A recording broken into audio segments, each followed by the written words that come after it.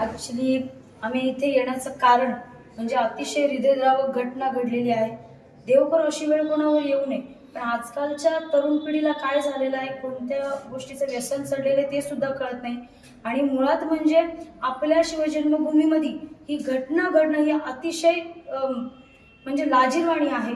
आणि मी विनंती करेन पोलीस प्रशासनाला सुद्धा माझी विनंती आहे की जी पीडित मुलगी आहे, जिच्यावर कोयत्याने व धारदार शस्त्राने वार करण्यात आला, ते आता जखमी स्वरूपात आहे हॉस्पिटलमध्ये. पण मी म्हणेन की तिच्यावर उपचार चालू आहेत, ते उपचार चांगल्या प्रकारे व्हावे. आपले प्रकल्प अधिकारी देसाई साहेब त्यांनी त्या मुलीची संपूर्ण जबाबदारी घेतलेली आहे. आणि भविष्यातही तिला कोणत्या गोष्टीची गरज लागली तर आम्ही सर्व लांडे कुटुंब जसे नेहमी असतो तसे आहोतच. पण मी म्हणेन आपण म्हणजे तरुणांना सुद्धा खास विनंती आहे की आपण एक तरुणींना की जर अशा घटना आपल्यासोबत घडत असतील तर आपण कोणातरी आपल्या वरिष्ठांची मदत घ्यावी, जेणेकरून या गोष्टींना अडथळा म्हणजे कुठेतरी अडथळा होईल की अशा घडणाऱ्या वाईट गोष्टी घडणार नाहीत. आणि मी मुळात म्हणेन की त्या मुलीची तब्येत लवकरात लवकर सुधारावी. आणि डॉक्टरांचे सुद्धा मनापासून आभार की ते अथक प्रयत्न करत आहेत त्या मुलीची तब्येत सुधारण्यासाठी. देव करो की त्या मुलीला लवकरात लवकर न्याय मिळवण्याचा प्रयत्न पोलीस प्रशासन असेल, मी असेल, माझे सासरे देवरामजी लांडे साहेब असतील, आम्ही सर्वजण प्रयत्न करणार आहोत.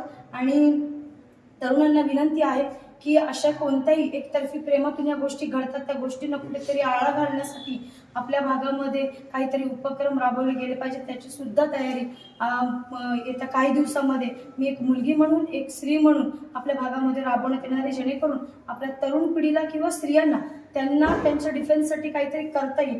या गोष्टीची काळजी ही भविष्यात मी घेणारच आहे. पण आता सध्या तरी तात्पुरता ही स्थिती पाहता आपण त्या मुलीच्या तब्येतीसाठी प्रार्थना करूयात आणि सगळ्यांनी तिच्या कुटुंबासाठी सहकार्य करूयात, एवढंच म्हणतो. खरं तर संदीप भाऊ, मी एक सूचना करतो पोलीस प्रशासनाला का जिथं शासकीय वसतिगृह मुलींचं हे आउटसाईडला आहे तर तिथं अधूनमधून त्या पोलीसच्या गाडीचा राऊंड असला पाहिजे, किंवा जेणेकरून जर शक्य झालं तर सकाळी आणि संध्याकाळी 2 टाइम 2-2 तास तिथं पोलीस संरक्षण असलं पाहिजे. म्हणजे तर मुली सुरक्षित राहतील. कारण मुली कॉलेजमध्ये गेल्यानंतर सुरक्षित राहतात, परंतु कॉलेज सुटल्याच्या नंतर त्याची परत आहे सकाळचा टाईम आणि संध्याकाळचा टाईम. असं मी या पोलीस प्रशासनाला मी SP साहेबांशी बोलून त्या ठिकाणी मुलींचं जवळजवळ तिथं 7-8 हजार मुली आहेत आणि त्या मुलींसाठी तिथं पोलीस डिपार्टमेंटने तशी स्पेशल व्यवस्था करावी, अशा प्रकारची माझी मागणी पोलीस डिपार्टमेंट आहे. दुसरी मागणी जी आहे ती संध्याकाळची 5 वाजता कॉलेज सुटल्याच्या नंतर कॉलेजच्या बाहेर सुद्धा पोलीस असले पाहिजेत. आणि ST त्यांना मुली ज्या टायमाला येतात तिथं नाही, मुळात ते मुलीला इतका त्रास होता की पोलीस स्टेशनला गेली असती तर आजची वेळ आली नसती. तुम्ही मुलींना काय आवाहन करणार का असं जर कोण त्रास देत असेल तर काय करावं? आपल्या घरातलं कोणीतरी ज्येष्ठ असेल त्यांना सांगा, आपल्या शाळेतले शिक्षक असतील त्यांना सांगा, आपण ज्या वसतिगृहात राहतो तिथे वॉर्डन असतात, महिला असतात, त्याशिवाय त्यांना सुद्धा कानावर घालण्याचा प्रयत्न करा. कारण आता जितपत मला माहिती आहे त्या मुलीला वडील नाही, त्याच्यामुळे तिची सुद्धा अशी परिस्थिती असणार आहे की बाबा सांगणार तरी कोणाला. आणि आदर नसलेल्या व्यक्तीला समजू शकतो, पण अतिशय मुलीने कोणाचाच आदर नाही असं कोणी समजू नये. तिने पोलीस प्रशासनाची किंवा महिलांची कोणत्या तरी आमच्यासारख्या प्रतिनिधींची मदत घ्यावी.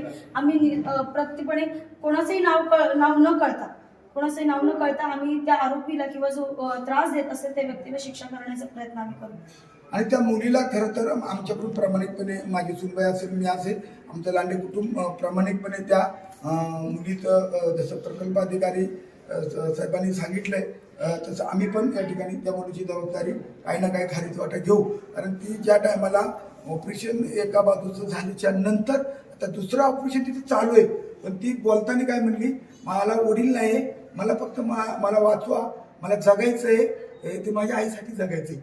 ह्याच्या टायमाला ती मुलगी ऑपरेशन होताना बोलले म्हणजे तिला परमेश्वराने खरं तर वाचणार आहे, 100% ती मुलगी वाचणार आहे. परमेश्वरांना मी प्रार्थना करतो का तिला खरं तर जीवदान देतो.